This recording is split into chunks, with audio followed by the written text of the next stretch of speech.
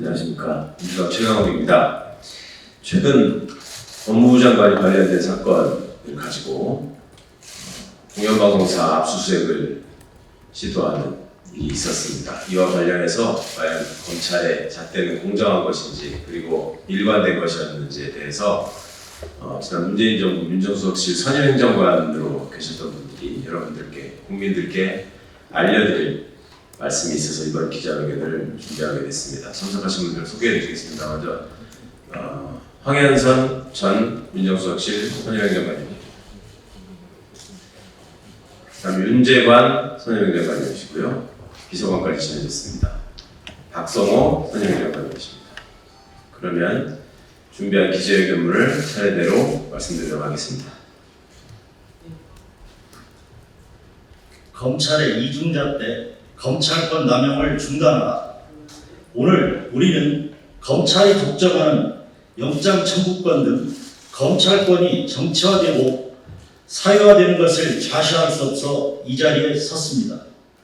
한동훈 장관의 개인정보 유출 혐의로 MBC 기자와 오도국에 대한 압수수색이 진행되고 있었습니다. 해당 기자는 지난 9월 윤석열 대통령의 미국 방문 당시 이른바 바이든 날리면 사건을 보도한 당사자입니다. 명백한 보복수사이자 언론 탄압입니다. 군사 독재 시절에도 없었던 언론사의 압수수색은 검사 독재의 막을 활짝 열어제낀 것입니다.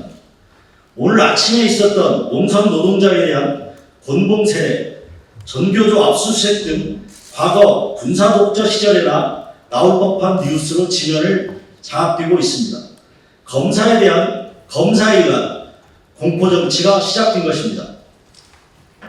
더욱 문제인 것은 검찰이 오직 정권 실세를 위해 작동하고 있다는 것입니다.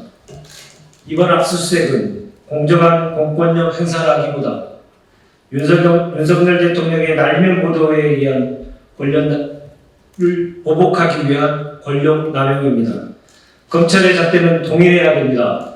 그러나 검찰의 판단은 때와 사람에 따라 오락가락합니다. 2019년 당시 자유한국당 주광덕 의원은 정상적으로 입사할 수 없는 조국 전 법무장관의 딸 조민양의 고등학교 생활기록부를 공개했고, 시민단체 고발에 의해 경찰이 개인정보 유출에 대해 수사를 진행했습니다. 경찰은 수사 절차에 따라 주광덕 의원에 대한 통신영장을 신청했지만 검찰은 필요성이 없다며 법원에 영장을 청구하지 않았습니다.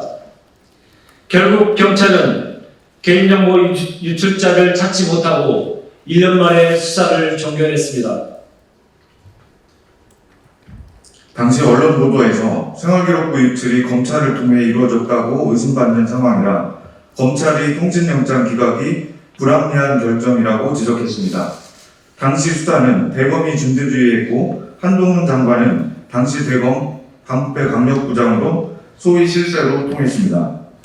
같은 개인정보 유출 사건이 검사에 의한 것인지 검사가 피해자인지에 따라 검찰의 영장 청구권 행사가 한이하다는 것은 명백한 이중잣대이며 검찰권 남용의 전형적인 모습입니다.